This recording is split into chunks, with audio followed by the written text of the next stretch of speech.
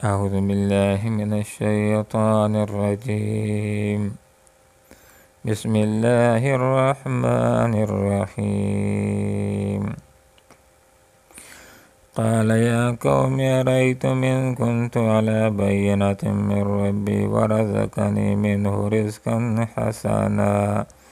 وما أريد أن أخالفكم إلى ما أنهاكم عنه إن أريد إلا الإصلاح ما استطعت وما توفيقي إلا بالله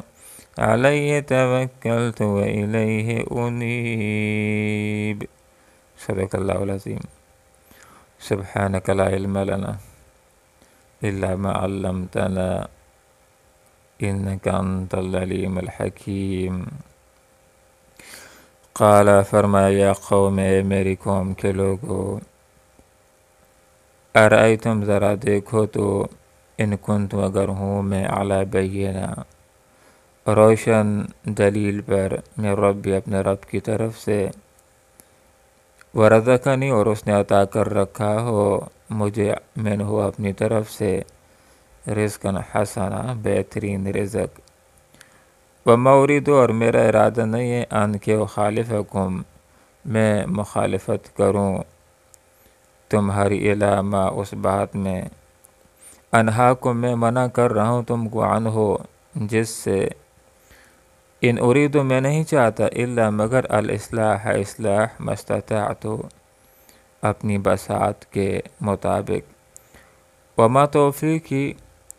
اور مجھے توفیق نہیں ہے الا مگر باللہ اللہ ہی کی طرف سے علیہ اسی کے اوپر توکل تو میں نے بھروسہ کیا و الیہ اور اسی کی طرف انیب میں رجوع کرتا ہوں. حضرت شعیب علیہ السلام دعوت کے میدان میں ہیں، لوگوں کو توحید کی دعوت دے رہے ہیں، شرک سے منع کر رہے ہیں، اور لوگ جس ناپ تول کی بہت بڑی خرابی کے اندر مبتلا ہیں لوگوں کو سمجھاتے ہیں کہ لوگوں ناپ تول کے اندر کمی نہ کرو، حلال کی تجارت کرو، حرام سے اپنے آپ کو بچاؤ. لوگوں نے ایمان لانے کے بجائے حضرت شعیب علیہ السلام کو یہ کہنا شروع کر دیا کہ کیا تمہاری عبادات، تمہاری نمازیں تمہیں یہ حکم دیتی ہیں کہ تم ہمیں اپنے آباء و اجداد کے طور طریقوں سے منع کر دو، ہمیں اپنے اموال کے اندر مرضی چلانے سے روک دو،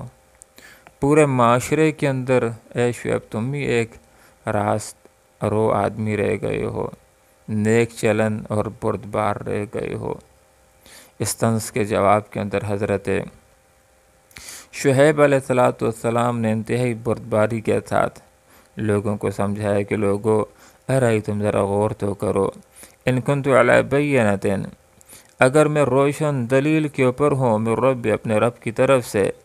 اور دوسری بات ورزقنی منہ رزقا حسنا اس نے اپنی طرف سے مجھ کو رزق حسنا بھی عطا کر رکھا ہو، بہترین حلال رزق بھی عطا کر رکھا ہو، نبوت بھی عطا کر رکھی ہو، پھر بھی اگر میں تمہاری بات کو مان لوں اور توحید کو چھوڑ دوں اور شرک سے روکنے کو چھوڑ دوں اور دعوت کے کام کو چھوڑ دوں تو پھر تو میں بڑے خسارے کے اندر چلا جاؤں گا، نقصان کے اندر چلا جاؤں گا. ضمن کے اندر لوگوں کو یہ بات سمجھا دی کہ لوگوں ذرا غور تو کرو کہ میں تو کوئی ناپ تول کے اندر کمی نہیں کرتا ہوں، اس کے باوجود بھی اللہ تعالیٰ نے مجھ کو رزق حسنہ دے رکھا ہے، مالداری دے رکھی ہے، پاکیزہ مال دے رکھا ہے. اسی طرح تم بھی اگر ناپ تول کے اندر کمی نہیں کرو گے، حلال کی تجارت کرو گے، حرام سے اپنے آپ کو بچاؤ گے تو تمہیں بھی اللہ تعالیٰ رزق حلال کی فراوانی دے گا. میرے سیرت و کردار کے اوپر غور و فکر کرو تو تمہارا دل اس بات کے اوپر گواہی دینا شروع کر دے گا کہ میں حق نبی ہوں، سچا نبی ہوں، اللہ نے مجھ کو مبعوث فرمایا ہے. اور تیسرا جواب: تیسری بات حضرت شعیب علیہ السلام نے لوگوں کو یہ بتلائی، ما اريد ان احالفکم الی ما انہاکم عنہ، میرا ارادہ نہیں ہے کہ میں مخالفت کروں تمہاری اس بات کے اندر کہ جس سے میں تم کو روک رہا ہوں۔ ایسی بات نہیں ہے کہ تمہیں شرک سے منع کر رہا ہوں اور خود کسی بت کا مجاور بن گیا ہو، ایسی بات نہیں کہ تمہیں حرام سے روک رہا ہوں اور چھپ چھپ کر حرام کے ذریعے میں اپنی دولت میں اضافہ کر رہا ہوں، ایسی بات نہیں ہے۔ میرے قول اور میرے فعل کے اندر کوئی تضاد نہیں ہے۔ تم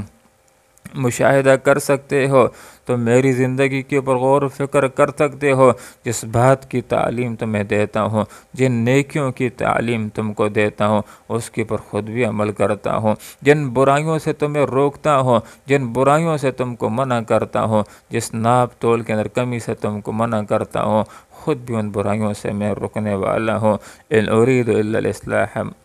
ما استطعت، میں تو اپنی طاقت کے مطابق اصلاح چاہتا ہوں، اپنی بساط کے مطابق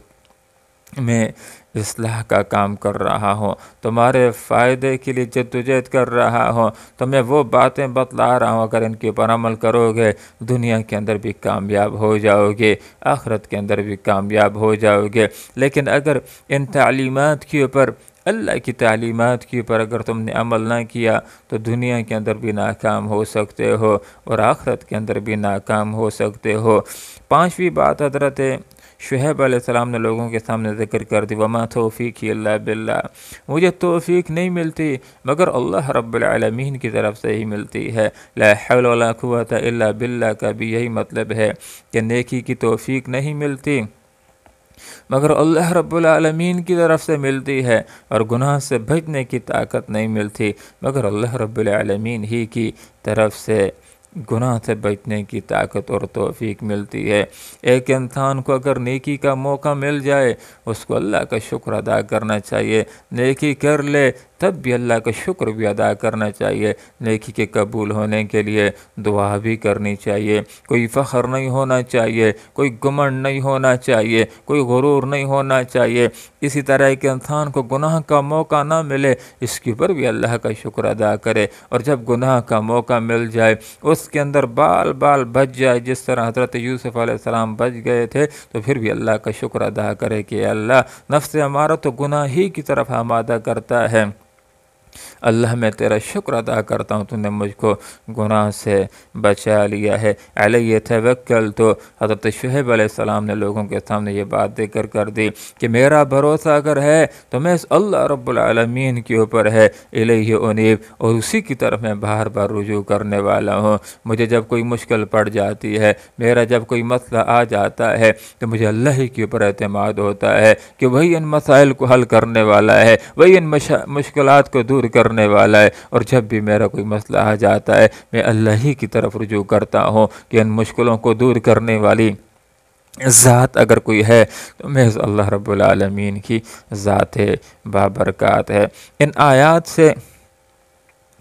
ہمارے سامنے جو باتیں آ جاتی ہیں اس میں سے یہ کہ ہمارے پاس جو رزق ہے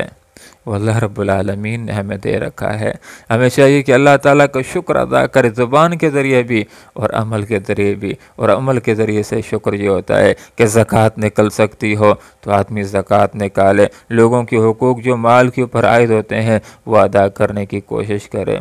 دوسری بات جو ان آیات سے ہمارے سامنے آ جاتی ہے وہ یہ کہ داعی کے قول اور اس کے فعل کے اندر تضاد نہیں ہونا چاہیے کہ لوگوں کو تو نیکیوں کی دعوت دے، خود نیکی کے کاموں کے اوپر عمل نہ کرے، لوگوں کو تو برائیوں سے رکنے کی دعوت دے اور خود برائیاں کرنے والا ہو، ایسی بات نہیں ہونی چاہیے۔ داعی کے قول اور اس کے فعل کے اندر کوئی تضاد نہیں ہونا چاہیے۔ آپ صلی اللہ علیہ وسلم نے 23 سال تک نبوت کا کام کیا تھا، اس 23 سال کے عرصے میں لوگوں نے آپ صلی اللہ علیہ وسلم کو نعوذ باللہ مجنون بھی کہا تھا، شاعر بھی کہا تھا، نعوذ باللہ پاگل بھی کہا تھا، برے برے القابات سے پکارا تھا، لیکن کبھی کوئی کافر یہ نہیں کہہ سکا کہ یہ شخص جو کہتا ہے وہ کرتا نہیں۔ آپ صلی اللہ علیہ وسلم کے قول اور فعل کے اندر کوئی تضاد نہیں تھا۔ اور ایک اور بات جو ہمارے سامنے آ گئی ان آیات سے کہ ہم نے اپنی طاقت کے مطابق